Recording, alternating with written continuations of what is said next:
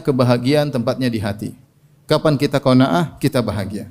Kapan kita tidak qanaah, kebahagiaan lari daripada kita, ya. Apa kata Imam Syafi'i rahimahullahu taala, "Idza ma kunta dza qalbin qana'in fa anta wa malikud dunya sawa'u." Kalau kau memiliki hati yang qanaah, kau dan raja sama saja. Yang penting apa sih? Bahagia.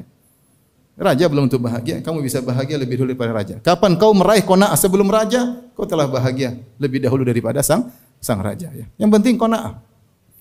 Jadi qanaah adalah kunci kebahagiaan. Berbanding lurus dengan kebahagiaan.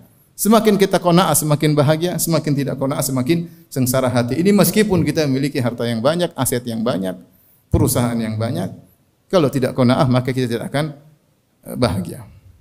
Yang kedua, jangan lupa berdoa kepada Allah Subhanahu wa taala, berlindung dari jiwa yang tidak pernah puas.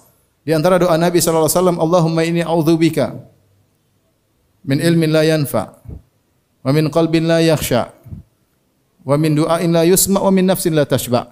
Ya Allah, aku berlindung kepada Engkau dari hati yang tidak khusyuk, dari ilmu yang tidak bermanfaat, dari doa yang tidak didengar, dan dari jiwa yang tidak pernah puas.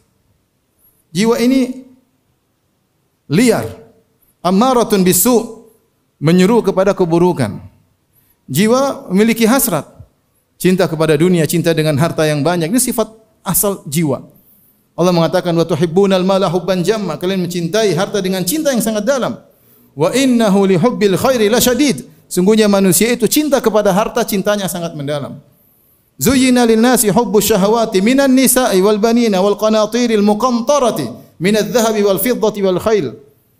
Dan seterusnya. Kata Allah Subhanahu wa taala, telah dihiasi dalam jiwa manusia kecintaan terhadap perkara-perkara dunia, di antaranya tentang harta-harta yang berlimpah ruah. Manusia seperti itu. Kalau tidak dikontrol jiwa ini, maka dia terus mencari dan tidak akan pernah puas. Lau kana li ibni Adam wadiyani man dhahab labtagha thalithan. Kalau anak Adam diberikan 2 lembah emas, dia akan mencari lembah yang ketiga. Wa ma yamla'u jawfahu ila turab, dan dia tidak akan berhenti kecuali mulutnya dimasukin pasir. Kalau sudah mati baru selesai. Alhaqumut takatsur hatta zurtumul maqabir. Kalian terus berlomba-lomba, berbanyak-banyakan, tidak akan selesai sampai kalian masuk liang lahat baru selesai. Jadi jiwa ini tidak pernah puas. Maka berdoa kepada Allah, berlindung dari jiwa yang tidak pernah puas. Yang ketiga, agar kita qanaah. Kita tahu bahwasanya tabiat dunia seperti ini. Dunia ini penuh dengan kekurangan, tidak ada kesempurnaan. Terimalah dengan kekurangan yang ada, nikmati kekurangan yang ada. Kita memiliki harta, kalau kita tidak qanaah, kita akan tidak bahagia. Kita punya rumah, ingin punya rumah lagi yang lain. Kita punya anak, tidak kita ridha dengan anak kita, akhirnya kita sengsara. Melihat anak kita seperti ini, kita pun mangkal tiap hari. Sama, seorang suami kalau tidak ridha dengan istrinya, tidak menerima kekurangan istrinya, maka dia sengsara. Dia harus tahu bahwasanya istrinya punya kekurangan. Sebagaimana seorang istri akan terus menderita jika dia ingin suaminya sempurna. Ridha dengan pemberian Allah Subhanahu wa taala, syukuri yang ada. Maka kita akan bisa qanaah. Di antara hal yang bantu kita untuk qanaah, jangan sering membanding-bandingkan diri kita dengan orang lain.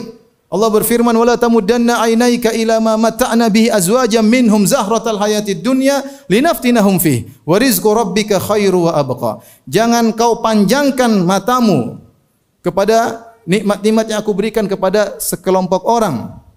Zahratal hayatid dunya, mawar kehidupan dunia, linaftinahum fihi, yang di mana kami memfitnah mereka dengan harta tersebut. Sudah, mata ini jangan kesana kemari ngelihat rumah yang lebih mewah, melihat istri orang lebih cantik, melihat mobil orang yang lebih bagus, melihat, dan kita menjadi orang paling sengsara. Kalaupun kita harus membandingkan, ingin melakukan komparasi, lihat kepada yang di bawah. Dan itu wasiat Nabi sallallahu alaihi wasallam. Unzuru ila man huwa asfala minkum wa la tanzuru ila man fawqakum fa innahu ajdaru alla tazdaru ni'matallahi alaikum. Lihat yang di bawah, urusan dunia, jangan lihat di atas. Kalau kalian lihat ke bawah, kalian tidak akan meremehkan nikmat yang Allah berikan kepada kalian. Latih diri kita, yakin bahwasanya apa yang Allah tetapkan kepada kita itu yang terbaik. Seorang boleh berusaha, seorang berdoa, tapi apa yang Allah berikan itu yang terbaik. Ya ikhwan, kita tidak tahu kalau kita diberikan harta yang berlimpah ruah, mungkin kita tidak bisa bersyukur. Mungkin kita lupa kepada Allah, mungkin kita tidak beribadah kepada Allah, mungkin kita tidak salat malam Mungkin kita tidak menangis dalam doa-doa kita karena kita merasa nyaman. Tahu-tahu kita mati dan dibangkitkan kemudian dihadapkan dengan hisab yang sangat panjang. Semoga Allah Subhanahu wa taala mengampuni dosa-dosa kita dan semoga Allah Subhanahu wa taala menganugerahkan dalam hati kita hati yang qanaah.